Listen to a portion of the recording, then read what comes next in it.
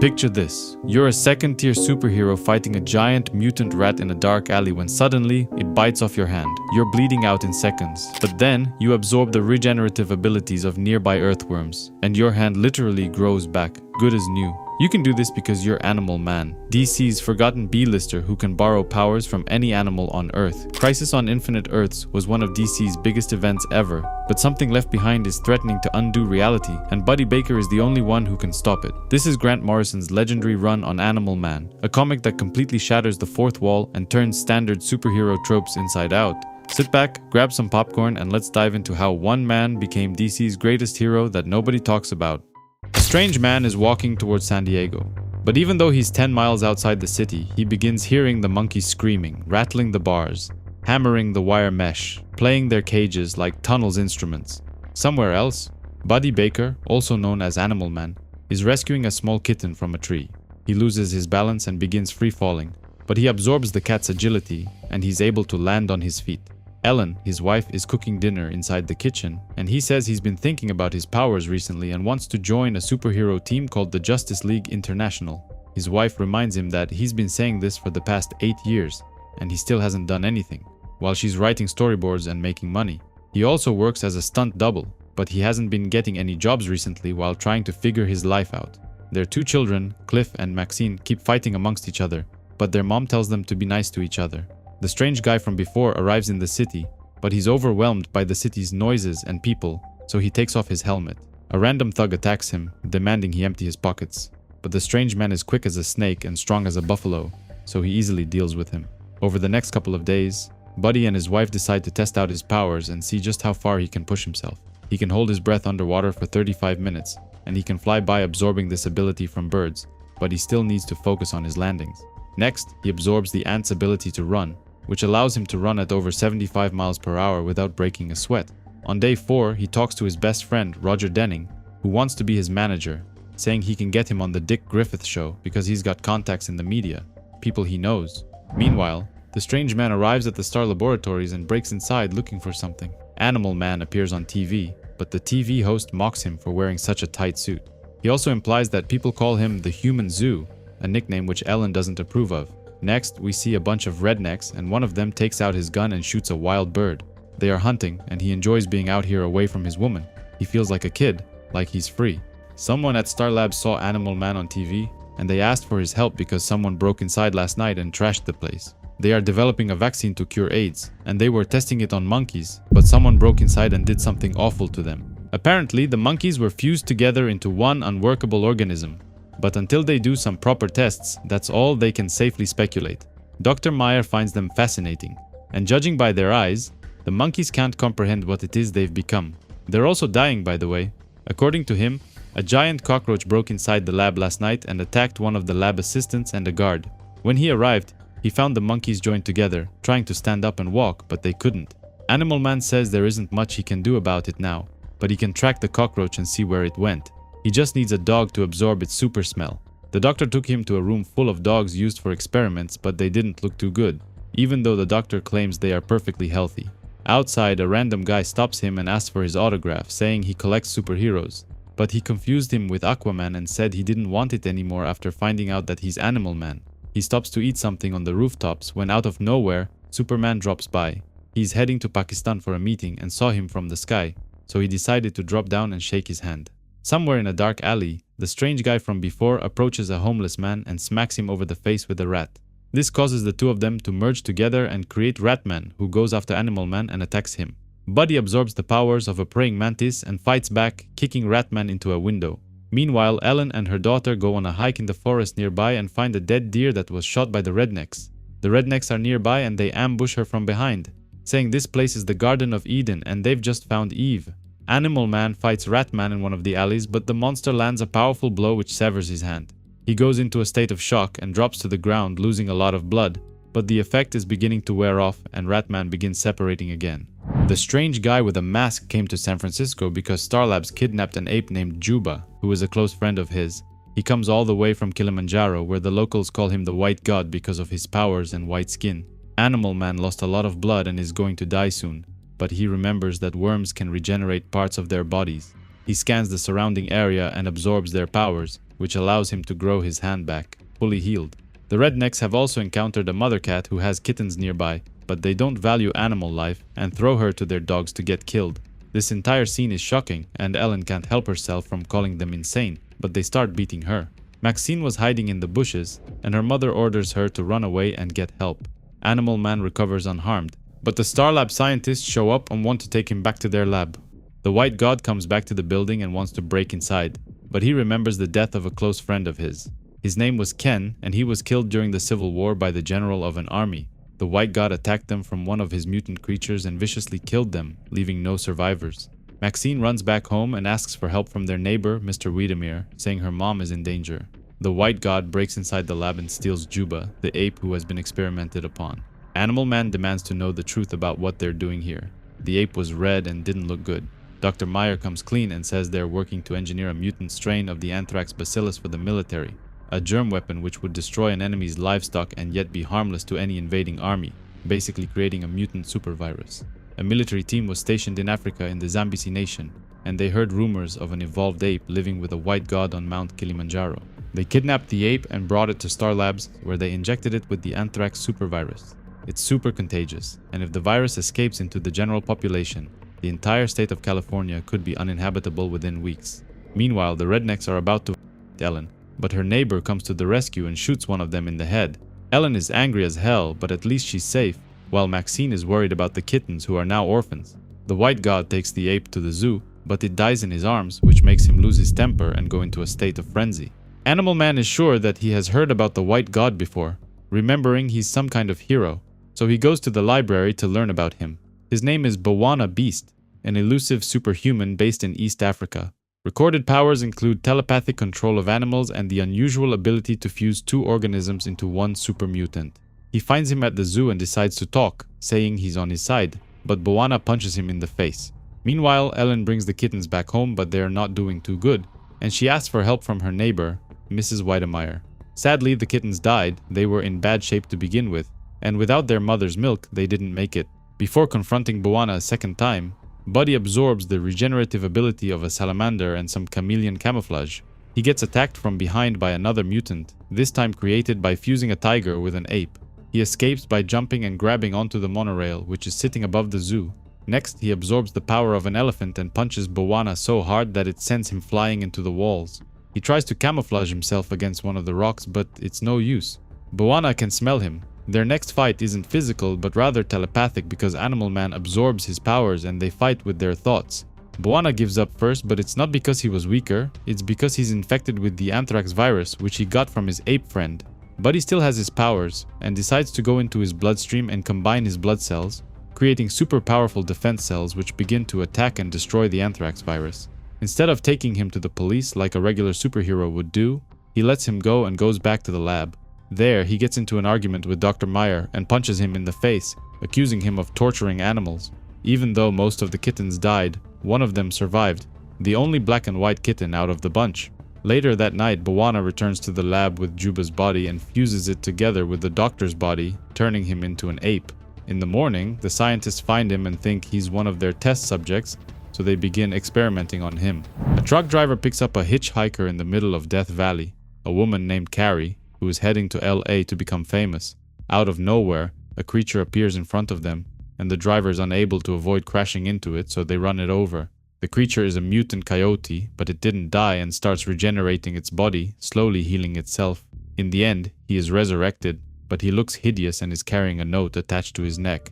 After seeing those animals suffer at Star Labs, Buddy decides his family needs to become vegetarian, but he didn't talk to his wife beforehand, so they get into a heated argument and he storms out.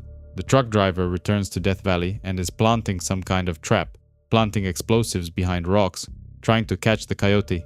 Apparently, the girl that hitchhiked was killed in a drug raid and is believed to have been a prostitute. He sees the coyote and shoots him with his rifle, which causes the animal to fall into a crevasse.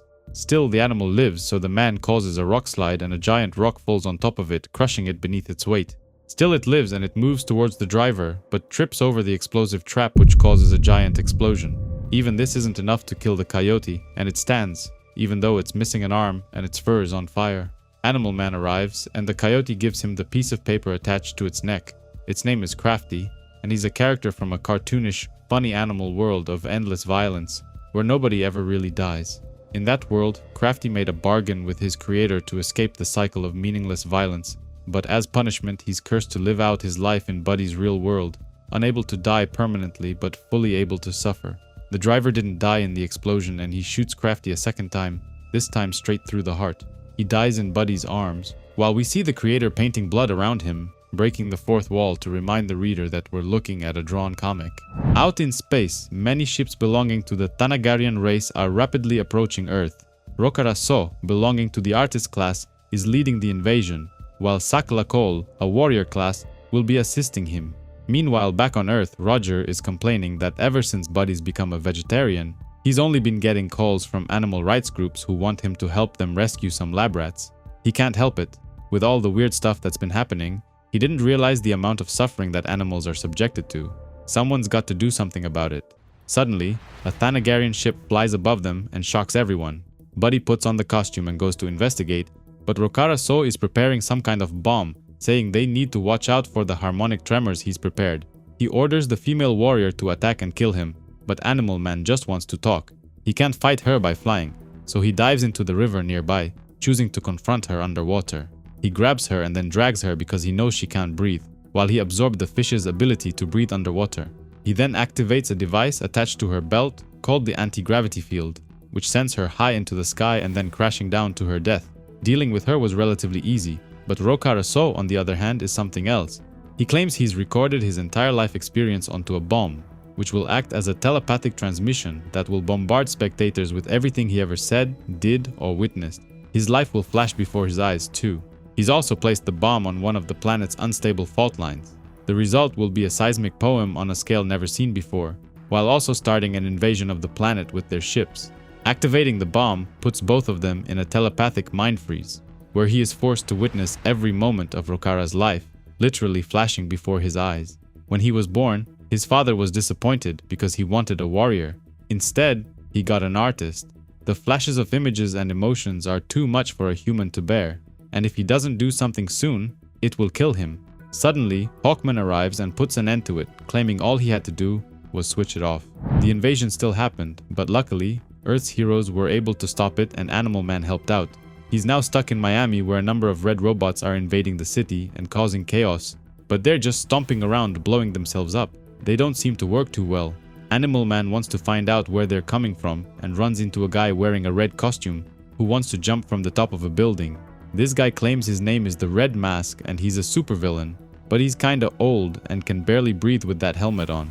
Apparently, in 1945, he was out hunting with his dog when a meteor crash landed in the hills around him.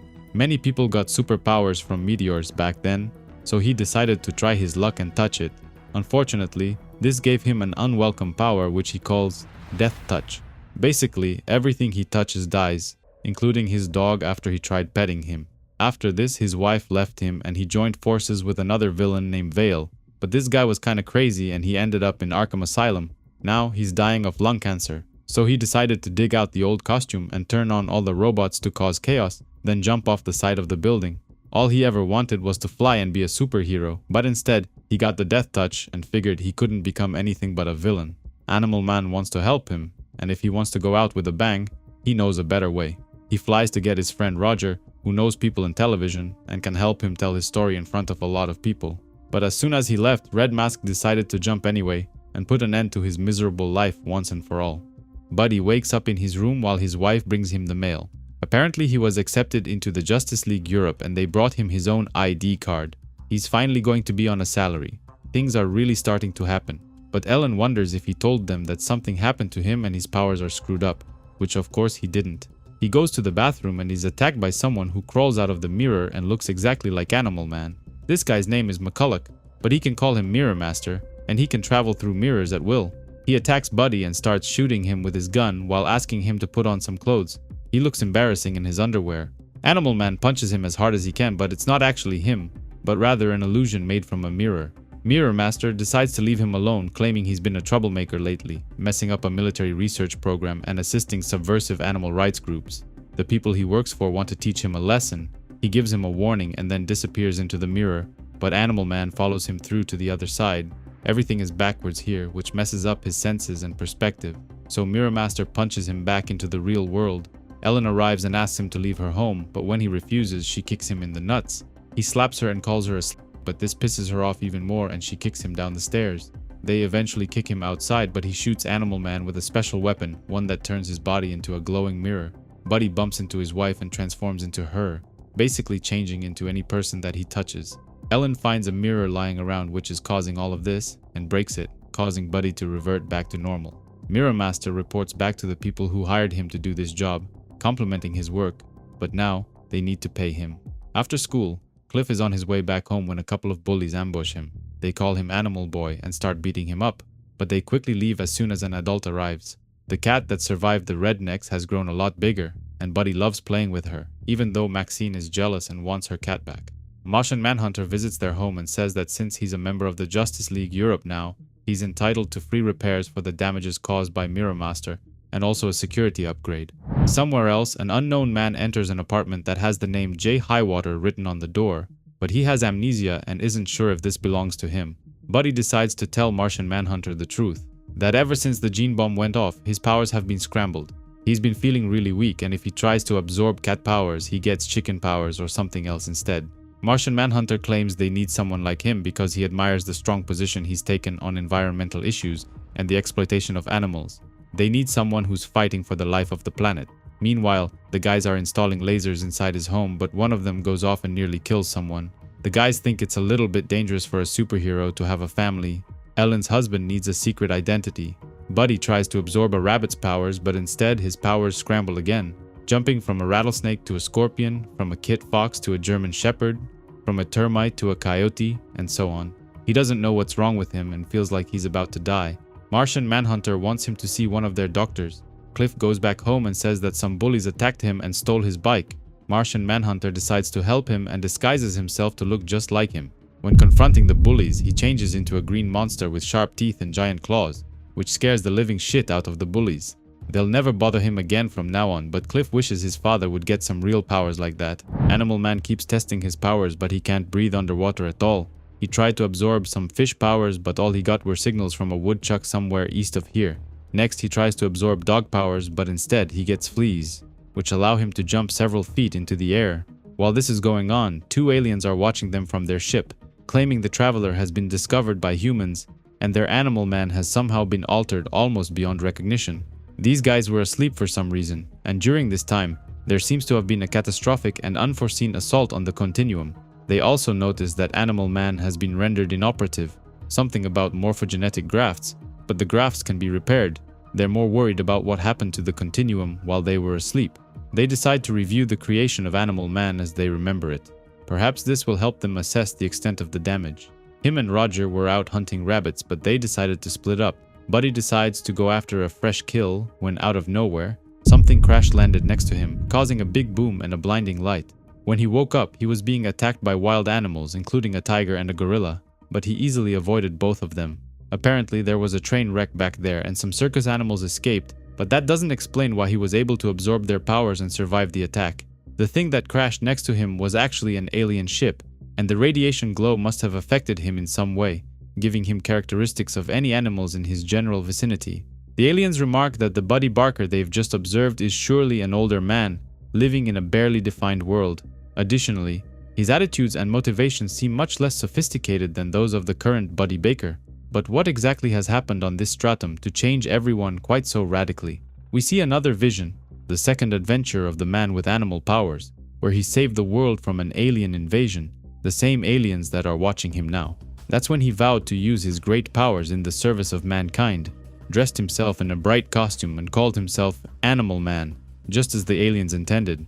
The aliens claim they need to take action fast and activate all their agents. A major surgery is called for here, and they wonder if he's gonna remember them. 10 years ago, Buddy was out hunting when a spaceship crash-landed next to him, and the radiation gave him his animal powers. A monster came out and attacked him, but he managed to win the fight and returned home. His friend Roger came running from the woods, claiming a second alien ship had crash-landed just like the first one, and he wanted him to see it. In the present, a hunt is taking place in England, and a pack of dogs is chasing a wild fox. Vixen, a hero with similar powers to Animal Man, is running to an airport, desperately trying to catch a plane before it takes off. Back at the hunt, Animal Man saves the wild fox just before it was about to be killed by the dogs and takes it to safety. He was working for an animal rights organization, and they thank him for his contribution and for sabotaging the hunt. Meanwhile, James Highwater, the guy we saw earlier who lost his memory, arrives at Arkham Asylum, and Dr. Huntoon shows him around. They meet Roger Hayden, a villain also known as Psycho Pirate, and one of the patients here, who seems to be batshit crazy, but he gives Highwater a piece of paper. This paper is actually a page from an older comic book about the two aliens from before who came to take over Earth, but Animal Man stopped them. Animal Man comes back from England and finds Vixen sitting in his living room. She used to be a member of the Justice League of America, but not anymore, since most of the members have died. She claims she's being chased by invisible creatures.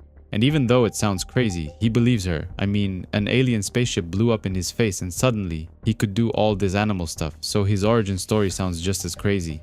The source of her powers comes from the Tantu totem, which was passed down from generation to generation in her family.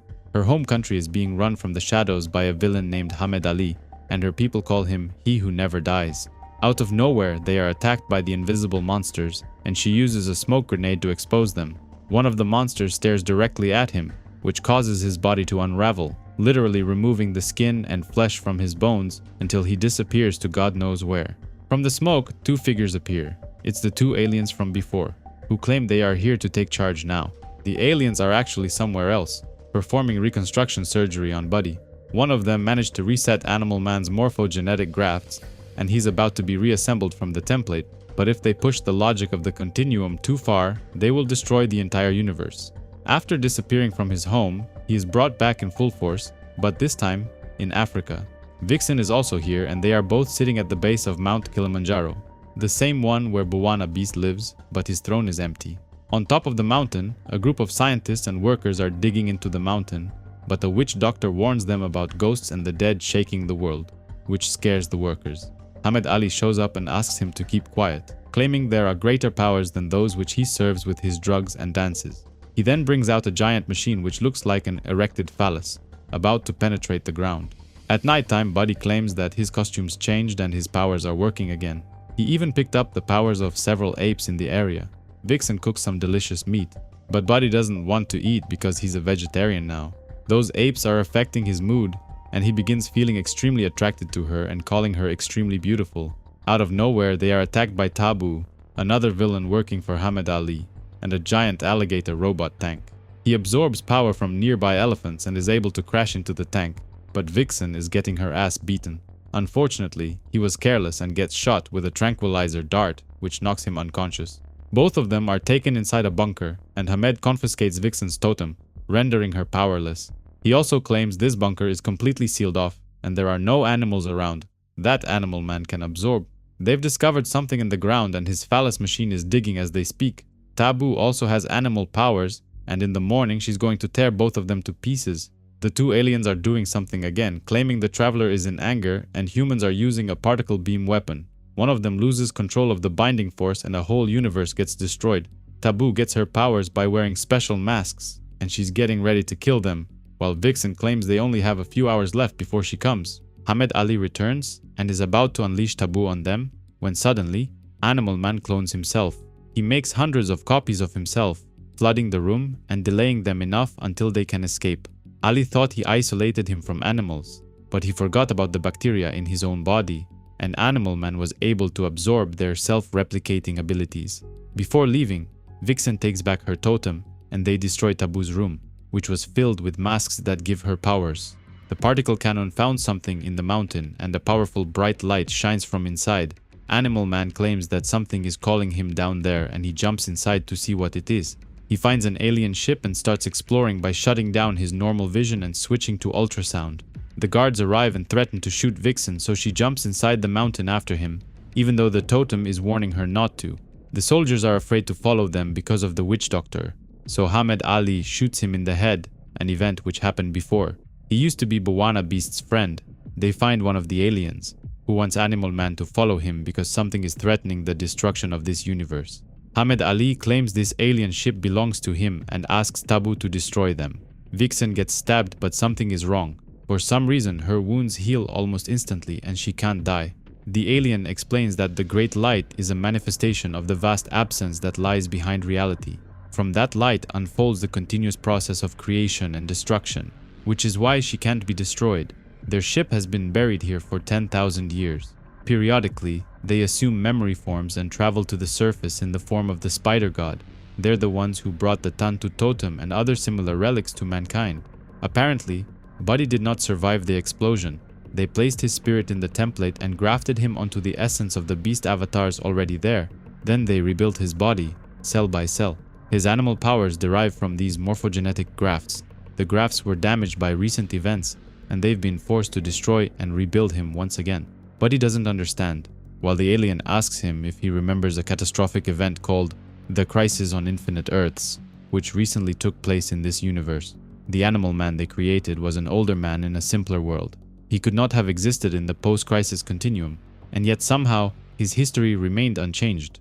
Buddy was living in a paradox, but now that the paradox threatens to destroy the structure of this reality, they need to fix it. He was repaired from his memories while his essence was in the template. That means those memories can be used to heal the universe, and the alien wants him to direct his thoughts into the breach. Hamed Ali tries to stop them and shoots the alien in the head, but he doesn't have any power over them. The alien makes a hand gesture, and Ali slowly gets erased from existence, disappearing as if he was being erased by an artist, possibly a comic book artist. Their work here is done, and Animal Man was able to heal this universe. The aliens leave, claiming they must relocate and heal the traveler, but they will meet again because terrible times are coming. There are multiple riots happening in South Africa between the white police and the black activists who are trying to take their country back from the oppressors. There were multiple arrests, and while some people only received a beating, many people also got killed. But a young guy named Dominic is taking pictures of everything. Buddy meets with Mike Maxwell, also known as Bwana Beast. The two of them haven't seen each other since the time they fought in the San Diego Zoo. Maxwell says he came back to South Africa because he's looking for someone to be the new Beast, his successor, after completing a certain ritual that takes place inside Mount Kilimanjaro. As far as he knows, he's the second white man to be chosen to serve as the Beast. There was another guy 100 years ago, a British soldier, a deserter from the Boer War.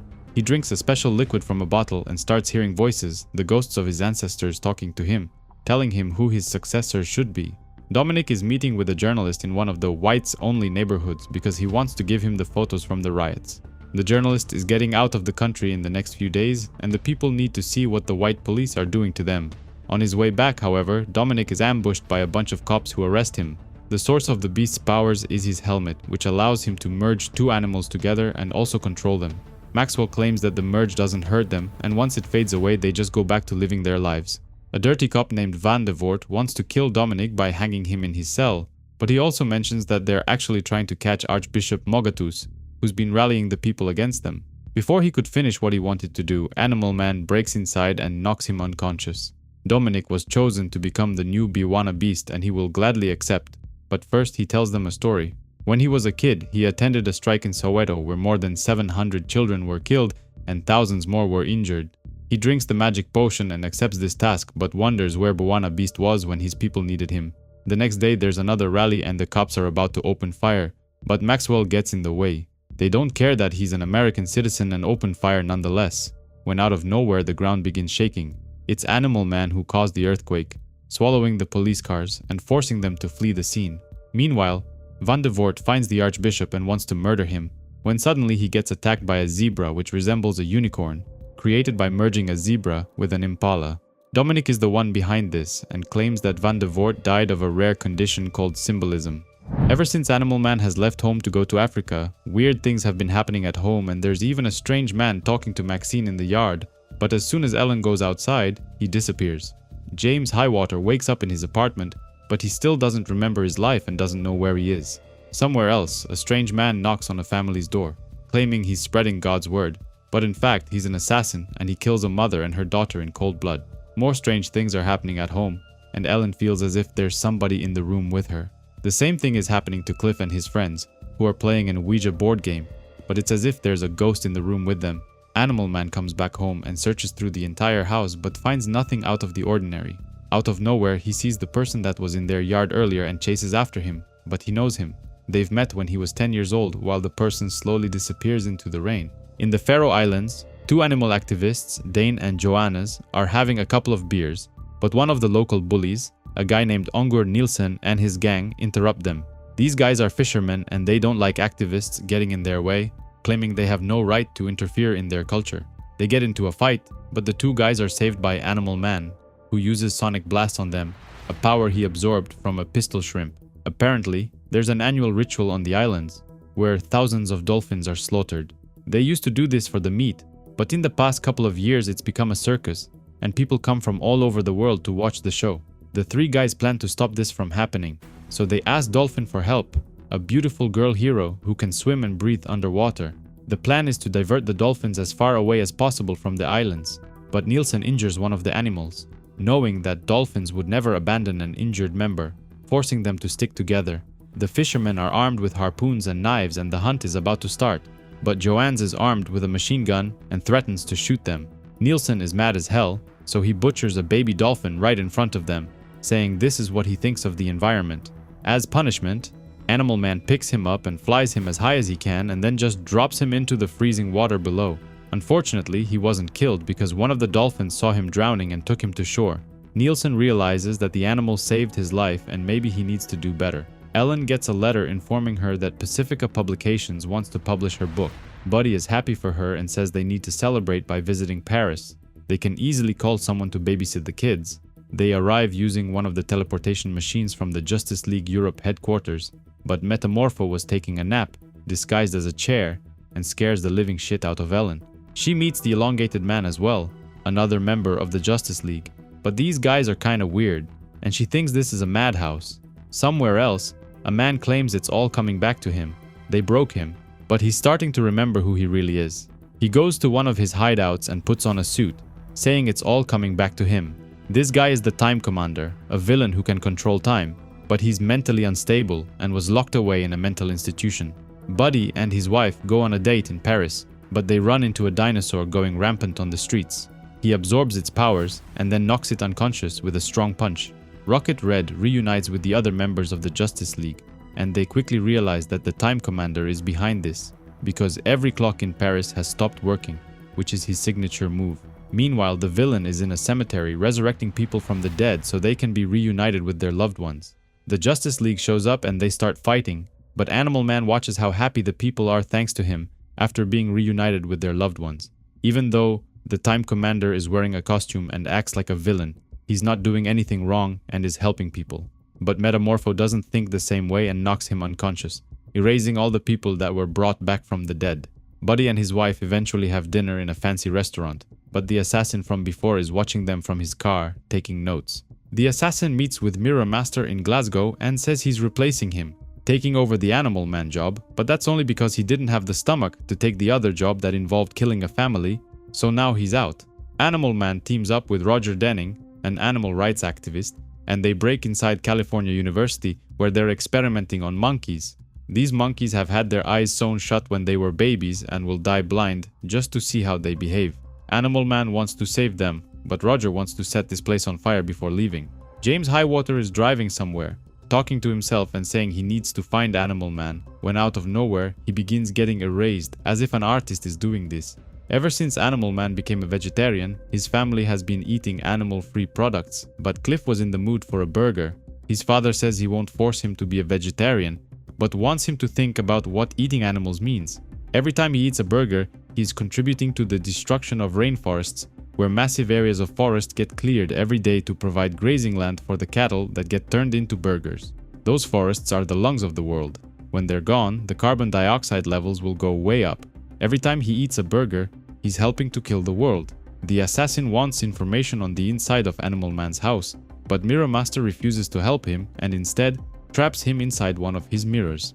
Ellen says that because of the fire at the university, several firefighters got injured and one of them is in the hospital in bad shape. Being an animal activist was fine because nobody got hurt, but lately he's been doing more dangerous things and people are getting hurt. Next, Buddy talks to Roger, his best friend and manager, who says he doesn't want to be his manager anymore for the same reason. Animal Man does an interview where he gets into an argument with a politician who accuses him of being selfish and breaking the law. This only pushes Buddy over the edge, and he loses his temper, becoming more angry and saying he's not Superman, he's just a man, and he makes mistakes like anyone else. He meets with Roger, the radical animal activist, and says he won't work with him anymore. As a matter of fact, from this day forward, he's not even Animal Man anymore and is resigning from Justice League Europe. Buddy goes back home and finds Highwater crawling on the floor, but his legs are being erased from existence. Highwater is feeling a lot better. Whatever it was has worn off and his legs are back. This was the second time it happened. It's like someone's trying to erase him and he thinks it was trying to keep him from coming here. Highwater claims he doesn't know what happened to him, but something drew him to Psycho Pirate in Arkham Asylum, who gave him a picture of Animal Man, but he was much older there. However, the picture has now turned into a map, pointing to somewhere in Arizona, on the border between Hopi and Navajo country. Buddy thinks that he will find answers for what happened to him in Africa upon meeting those two aliens, so the two of them travel to Arizona. Highwater is carrying peyote buttons. They were used by Indians in rituals because they contain hallucinogenic effects. The guys decide to take them, but the effects are powerful and they begin hallucinating all kinds of things. Buddy meets Foxy, a talking fox, who says that the reason he doesn't have a totem is because he's special. He's the Animal Man. He shows him a vision where he's being surrounded by all the animals on Earth. This is where the aliens put him. They called it the template. They grafted him into the template, and all the animals are his totems. Highwater calls it a morphogenetic field. This is where his animal powers come from. The field itself, which means he doesn't need to absorb them from animals.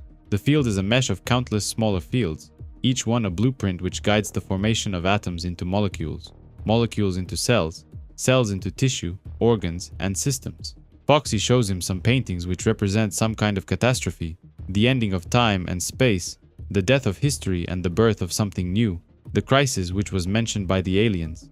But they also mentioned that something else terrible is coming, which could only mean a second crisis.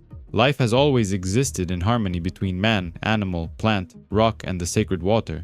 But man has dropped from the sky the gourd full of ashes, which boils the sea, burns the land, and could trigger a rebirth or annihilate us all. But it doesn't matter because Purification Day has come, though we don't know exactly what that means. Highwater sees a giant bird in the sky, one as big as the world itself, which he calls Kwahu, the eagle his grandfather told him about once, which represents the messenger between man and the forces of creation. The two guys wonder if the hallucinations are over, but Foxy says he's here to show them the truth. Did they really think it would come that easy? Meanwhile, the assassin decides to pay Ellen a visit at home, introducing himself as Lennox. The hallucinations continue, and this time Buddy sees a giant whale swimming in an endless sea. It wants him to see the truth about his origin and about his life, calling it the second secret. Another Animal Man shows up, but this one is older and he says he got his powers when he was 30 years old. He was also married but had no kids because the radiation sterilized him. The older Animal Man says they twist them and torture them. They kill them for their entertainment. But he doesn't explain who they are before disappearing into thin air. Buddy wakes up from his hallucinations and tells Highwater what he saw. He saw another world which was worse than this one. It was like he saw heaven, and it wasn't paradise. It was more like hell. He doesn't understand what's the second crisis that's supposed to be coming, who left the drugs for them to find, and where did Highwater come from. His name is James Highwater. He's 34, and he's a doctor of physics. It's all there, and he shows his credit cards, passport, and birth certificate to prove it. Apparently, David Bohm wrote the theory of implicate order, which is basically a vast sea of potential. The Aborigines called it the dream time, and the Indians knew it as the Nagual. It's the primal reality. All our dreams of ideal worlds are just attempts to describe that infinite possibility. Suddenly, the giant whale appears once again and swallows them whole, while Foxy says it's because they wanted to know the truth, but the truth always costs. Nothing is real, and they are still on the top of a mountain when the giant eagle appears once again and asks Highwater to jump off the cliff, telling him to take a leap of faith. He does it and begins free falling, but instead of dying, he wakes up and the hallucinations are finally over. They both feel reborn again, and while Highwater saw the first steps on the path to a new theory of unification, Buddy found out that he's linked to the morphogenetic field. He doesn't have to be near animals to absorb their abilities.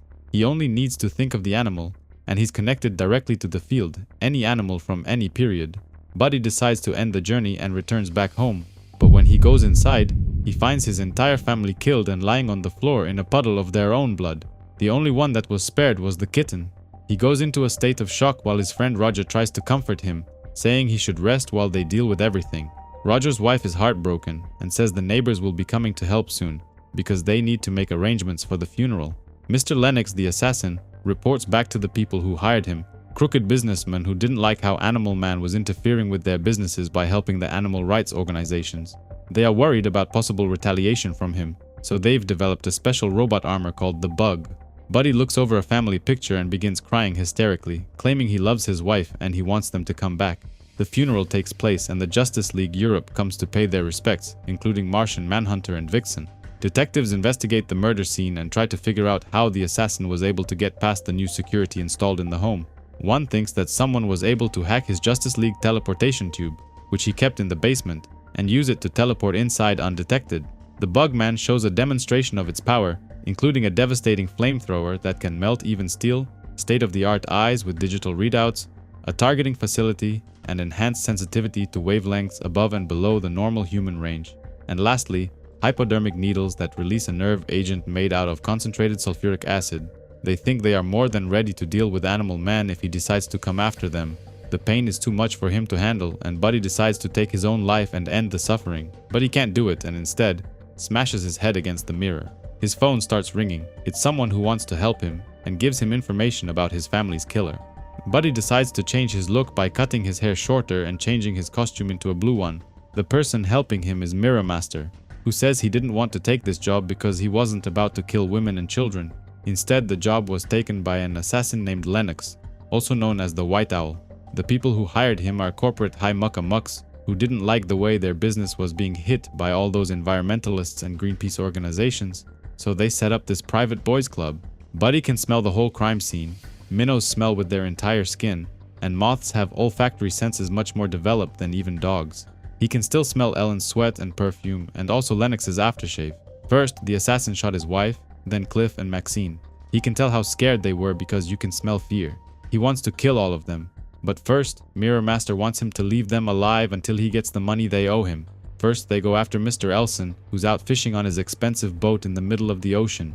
Animal Man drags him underwater and then holds him until he drowns. Next, he goes after Mr. Shaver, who is playing golf with his rich friends, and drags him underground.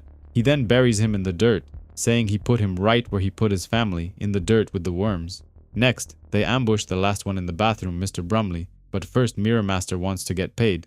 Lennox appears wearing the Bugman armor, but Mirror Master shoots him with a special gun that completely immobilizes him. Brumley wants to escape and gets into an elevator, but Animal Man punches him through the side of the building. He then follows Lennox's aftershave scent and finds him hiding in one of the lower rooms. Bugman uses the flamethrower and burns his hand, but Animal Man claims he doesn't feel pain because he doesn't feel anything anymore. Next, he wants to use the sulfuric acid from his hands, but Animal Man absorbs the time perception of a fly, which allows him to see the world in slow motion and easily dodge the attacks. He then uses an electric eel to charge the floor with electricity, which shocks Bugman and renders him completely useless. Animal Man came prepared with a special clawed glove, which he kept hidden in his jacket that he intends to use on Lennox. He uses it to completely dismember Bugman while the assassin was still inside, spilling his guts everywhere. Animal Man is determined to find a way to bring his family back and is convinced that the only way he can do this is if he travels back in time to save them. First, he asks the Time Commander for help, but he can't help him because they broke his magic hourglass and time is a mystery to him now. Next, he visits the Time Masters, who agree to help him, but he lies to them, saying he needs it for the Justice League because the Time Commander and the Lord of Time have formed an alliance against them. Back at Arkham Asylum, the Psycho Pirate is talking crazy again, claiming he can see people watching him. He finds a comic book lying on the ground and he picks it up, a copy of The Flash. The time machine works and he travels back in time right after he first fought Mirror Master, but for some reason, his wife and former self can't even see him. While he's in the past, his time machine is still in the present, weighing on his back, and he could feel its weight pulling him down. He keeps appearing on and off around his own home. That's when Ellen thought they were being haunted by a ghost. One night, his former self sees him, but they can't communicate and he just disappears again into the night. A couple of days go by, but he can't do anything to warn his wife about the assassin, so he spends his time in the park. Suddenly, he is greeted by Phantom Stranger, who wants to help him. More and more comic books appear in Psycho Pirate's cell, straight out of his body, almost filling out his entire room. Meanwhile, the two aliens appear in Highwater's room and say the story is almost at an end. The time that was foretold is now upon them. Psycho Pirate is able to retrieve his old costume alongside the Medusa mask, which is the true source of his powers. He escapes his cell and passes other crazy villains who are locked here, including Scarecrow, who asks for his help. But Psycho Pirate refuses, saying he's sick of fear and, besides, he's the most boring, pedantic creep he's ever met in his life. They have nothing in common. Next, he runs into a group of heroes and villains who have all been killed, but Ultraman demands to know how come he stopped being dead. Psycho Pirate claims he didn't die. Nothing really dies. They were right here in his mind all the time. He's the only one who remembered the way it was before the events of Crisis on Infinite Earths. And now, they're all coming back. Highwater arrives at the asylum, but it looks different now. Other Arkham asylums from countless lost worlds are shifting into phase, entire worlds recreating themselves. Phantom Stranger brings Animal Man to meet other godlike beings, such as Immortal Man and Jason Blood. Jason says that people are not made to move freely in time and the shock is going to kill him if he stays here. He should go back, but Animal Man claims there's nothing to go back to. The future is a bad dream. Jason then kills a butterfly in front of him, saying that death is impartial and irrational. Some might say he freed it. He sent it on to its next incarnation, perhaps even to the bliss of Nirvana. The dead are gone, but we who remain in the world must continue and make our time here a heaven or hell. More and more heroes and villains start appearing at the asylum, including the Spectre, Uberman, the Batman, the Boy Wonder, Speed Freak, and even a black Superman called Sunshine Superman. But as this is happening, Psycho Pirate is beginning to change. He begins losing color and is slowly being phased out of existence. Animal Man is still mourning the death of his family, but the Immortal Man says that life goes on. He can't help them by dying inside. Life needs him to go on fighting and not sit back while they build more bombs and bulldoze more trees. Apparently, there's a bad world that Psycho Pirate doesn't want to think about, where Overman, a clone of Superman, went completely crazy and killed everyone by detonating a doomsday bomb. One of the aliens brings Highwater inside the asylum to where the heroes are, claiming this is where the break will occur. Psycho Pirate sees them and says they are the ones who keep them in a cage and make them turn tricks for their cheap amusement. The cage is real, and Ultraman tries to break free. He can't because he's not powerful enough. Suddenly, Overman shows up carrying the doomsday bomb that will destroy reality itself. But they shouldn't be afraid, because Animal Man returns alongside the other alien. Somewhere else, we see the creator writing the story itself, detailing everything that is occurring right now, typing it into his computer and making Psycho Pirate feel strange, claiming they're trying to make it hard for him to think. Animal Man tries to break the magic barrier that's keeping them prisoners here, but there's a bright light which represents the middle ground between their reality and the higher world. Highwater says they're reading their story. They're just minor characters in a story to entertain the gods, but one of them thinks they still have free will, while the gods just watch. Overman has the bomb and he wants to kill everyone, calling it Purification Day. Ultraman tries to stop him, but Psycho Pirate wants them to stop and focus on the real enemy, the one out there. There's even a cat superhero who attacks him, shooting him with laser eyes, but Overman kicks it through the asylum's roof. Highwater starts reading the comics and thinks they wander in and out of stories and their minds fill in the gaps. Animal Man thinks he can stop Overman and attacks him from outside the normal comic book panels, but he's not strong enough, and Overman kicks him through the floor and wants to kill him. He recovers and manages to dodge the attack. He then grabs him by the cape and pulls him outside the comic panels, into complete nothingness. Suddenly, Overman is trapped inside a box from where he can't escape. The box begins to quickly shrink, becoming smaller and smaller until it completely disappears, taking Overman with it. Highwater talks to everyone and tells them they have no control over what happens to them, none of them have. Sunshine Superman wants to be seen again, but he can't. They can all still be seen. Their lives are replayed every time someone reads a comic book. They can never die. They can outlive their creators. They can outlive their gods. The Doomsday Bomb is still ticking and is about to explode, and one of the aliens claims that Psycho Pirate's mask has become a gateway. He wants Highwater to wear it and become the mediator between them and the forces of the creator, but it's gonna take a sacrifice to do it. After dealing with Overman, Animal Man appears and simply shuts off the bomb, remembering what Hawkman once told him. All you have to do is switch it off. The continuum is purged of all inconsistencies, and the aliens are happy, while the Psycho Pirate begins disappearing, saying he's being taken out of this continuity. But it was nice seeing all those old characters for one last time, just the way he'd remember them. He'd only wish they'd stayed. They made the world more interesting. Highwater has replaced him and is now locked inside the Arkham Asylum while wearing the Medusa mask. Animal Man returns back home, but something is wrong and the outside doesn't look as he remembers it. Somewhere else, we see a monkey writing a script, stacking pages on top of a giant pile next to him. The outside of Buddy's home looks like a graveyard and he doesn't know where he is, when out of nowhere he runs into a jester named Merryman. The jester claims this place is called Comic Book Limbo, and he was here before. He just doesn't remember it. This is where all the old characters end up, the ones nobody cares about anymore. the dumb ones and the old-fashioned ones. He proves his point by introducing him to his crew, which he calls the Inferior Five. We now see that the monkey is actually writing about Animal Man issue 25, titled Monkey Puzzles, but something is wrong with him and he falls to the ground. Merriman says that the monkey is dying. He sits on the hill writing about different things, and there's a kind of legend that one day the monkey will write them all out of limbo. Animal Man is convinced that someone is creating them. Someone killed his wife and children and put him through all this. But who? They want to find the monkey, but they run into multiple comic book characters who want to offer them money in exchange for a way out of here. They eventually find the monkey and he's dying, but Merriman wants Animal Man to take him to the City of Formation, which is some kind of outpost of the creative force. Animal Man wants to get to the bottom of this and he agrees to go on this journey, but he travels for nearly 5 years without reaching a destination. On his way he runs into multiple characters, including a guy who uses Beast to fight crime, who tricks him into giving him his jacket. Next, he runs into Mr. Freeze, who gives him directions to the City of Creation in exchange for a photo of Buddy's family, the only memory he still has of them.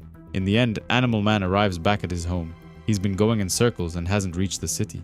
His pet dog and cat have both died a long time ago and only their skeletons remain. The monkey is dead too, but it's holding something in its hand, a piece of paper which Buddy takes. He cuts this piece of paper and it turns into a key, which he then uses to open one of the doors in his home. This leads him to a different place and he finally arrives at the City of Creation.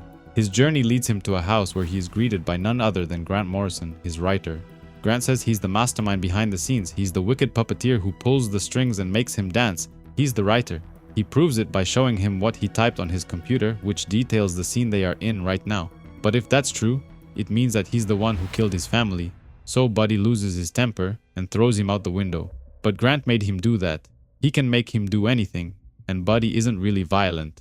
Next, he shows him some copies of his own comic book, including the one where Buddy's family was murdered. He also wrote his fright and his rage and his acceptance. It added drama because all stories need drama and it's easy to get cheap emotional shock by killing popular characters. But Buddy doesn't think that's fair. Last year, one of Grant's cats died. Her name was Jarmara, and that wasn't fair either. But who's he gonna complain to? Grant takes him for a walk to one of his favorite lakes where he comes to think. He's been planning this meeting for the past 2 years.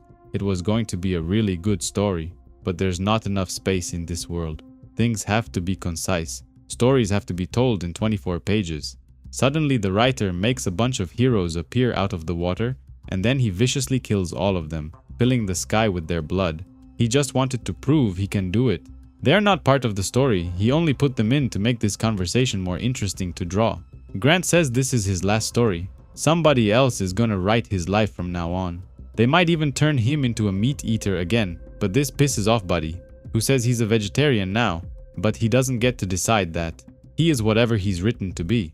The writer made him care about animals because he wanted to use him to draw people's attention to what's happening in the world. Man is able to abuse and slaughter and experiment on animals simply because he's stronger than they are.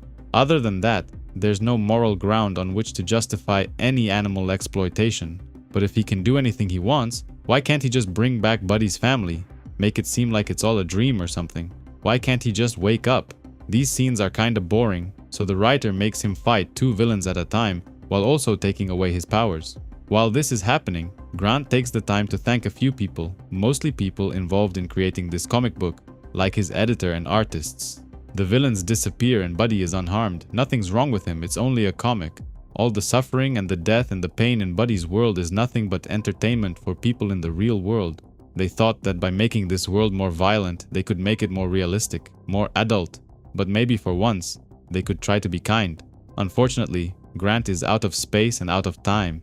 He wants Buddy to go home and forget they ever met, while slowly erasing himself from the page. Buddy returns back home and is lonelier than ever, but at least his cat is alive. Someone knocks on the door, and when he opens it, he sees his family, alive and healthy as always. We see a close-up on Buddy's face. He's smiling and doesn't know why, but tears start in his eyes.